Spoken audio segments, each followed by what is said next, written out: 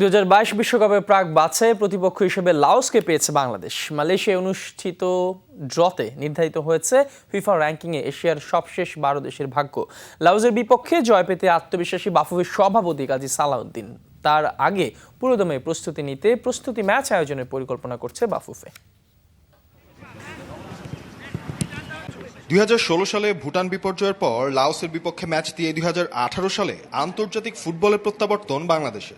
লাওসের মাটিতে 2-2 গোলের জয়ের পর ঘরের মাঠে বঙ্গবন্ধু গোল্ড কাপে 1-0 গোলের জয় পায় বাংলাদেশ।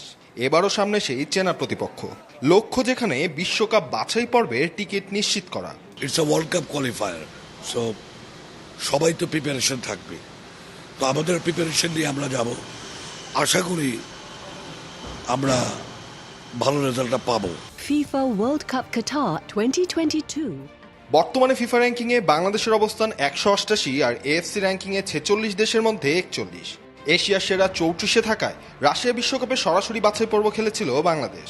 এবার প্রাক বাছাইয়ের লটারিতে বাংলাদেশ এবং লাওস ছাড়াও ছিল Malaysia, Cambodia, Macau, Bhutan, Mongolia, Guam, Brunei, Timor, Pakistan ও শ্রীলঙ্কা।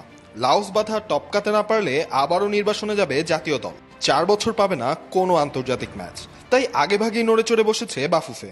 আমাদের কোচ আসতেছে, আমাদের প্লেয়াররা লিগ খেলছে, সো দ্যাট মিনস মোরলেস প্রিপারেশন আছে, আলাপ চলছে, বাট এখনো কনফার্ম হয়নি। সো কনফার্ম হলে আপনাদেরকে জানিয়ে দিব। 6 জুন লাওসে আর 11 জুন ঢাকায় হবে বাংলাদেশের টিকে থাকার এই লড়াই। প্রথম পর্ব থেকে 6 দেশ যোগ দেবে দ্বিতীয় রাউন্ডে। নাফিল খান, যমুনা স্পোর্টস, ঢাকা।